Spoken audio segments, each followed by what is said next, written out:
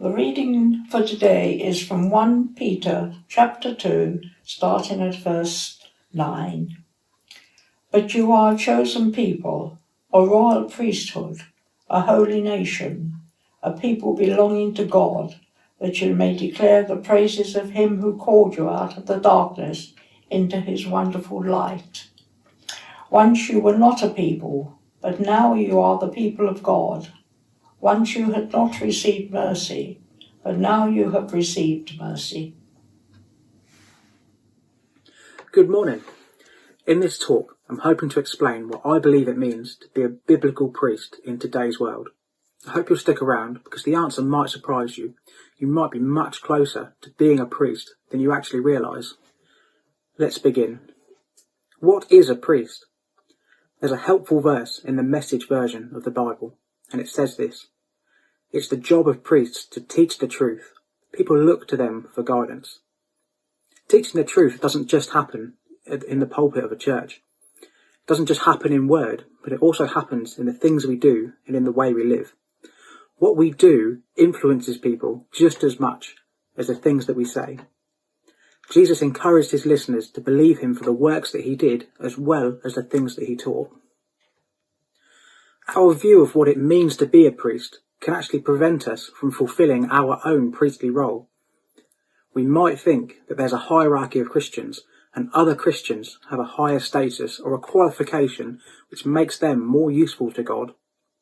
Or maybe we just don't appreciate the power that Christians have in God. We think they're just like other people, and therefore we neglect the significant role that we play in our community. Who is a priest? Being a priest is not about status.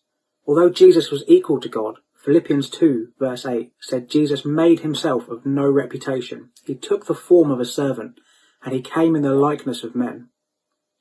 A priest is somebody who demonstrates the love of God in the way they live, right where they are. Being a priest is not necessarily about having a position or a status or qualification that allows you to do that. Remember, we didn't choose ourselves, but Jesus chose us and he qualified us to be priests by his death on the cross. We are priests wherever we are today, and we can demonstrate the love of God right where we are today. So by this point, you're probably just as confused as I was for a long time. If there are people of much higher qualification, people with their own churches, people who have a much higher status than me, why has God chosen me to go and reach out to people? The answer is quite simple. It's that you are more in touch with your family, your friends, your work colleagues, the people around you, than somebody that they might be well qualified, but they don't know at all. There's a story in the Bible where Jesus heals a man and he tells him, go home to your village and tell everybody there what God has done for you.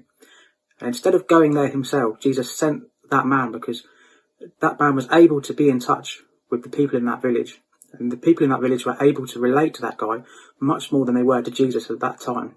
So they weren't quite ready. And in the same way, people can relate to your witness much more easily than somebody that they don't know quite so well. Another reason God chooses us, that's people like me and you, to go and help people that haven't found Jesus yet, is that we live through all the same situations as other people do. We have all the same weaknesses that other people do. We face all the same life problems that they do. And because of that, we're able to help them in their weaknesses. And we're able to have compassion on them in the same way that God has compassion on us. And in that way, we demonstrate the love of God to them. Another thing we might believe is that we need to be entertainers and good public speakers in order to be priests, but that's not actually true. Jesus didn't command attention, and he didn't need to. There's another helpful verse for you. It's from the Message version of the Bible again, from Isaiah 42, and it says, he won't call attention to what he does with loud speeches, but he'll steadily and firmly put things right. Walking with Jesus is countercultural. It goes against the grain, and it gets noticed by itself, just the way that we live. If we're looking to Jesus to help us in our lives, people will be looking to us to see what's different. Nicky Gumbel once shared this true story, and it always stuck with me. It was about a young man who worked as a clerk in a London department store. One day the telephone rang, and the clerk answered it, and the caller asked to speak to the boss. The young man took the phone to the boss, but the boss said, tell him I'm not here. The young man held out the phone and said, You tell him you're not here." Now the boss took the call, but he was furious with the clerk. But the clerk said to him later, "Listen, if I can lie for you, I can lie to you." Now that boss had the highest regard for that clerk from that day forwards. In this talk, we've discovered that the role of priest isn't just given to a select few well-qualified, well-spoken people. All of us can demonstrate God's love in our everyday lives. In this way, we can all be people that our loved ones look to for guidance. If we can understand that all of us have a priestly role to fulfill, wherever we are and regardless of the status we hold in life, it becomes easier to grasp that as we are priests, we also have the power to be priests and demonstrate God's love to the world around us.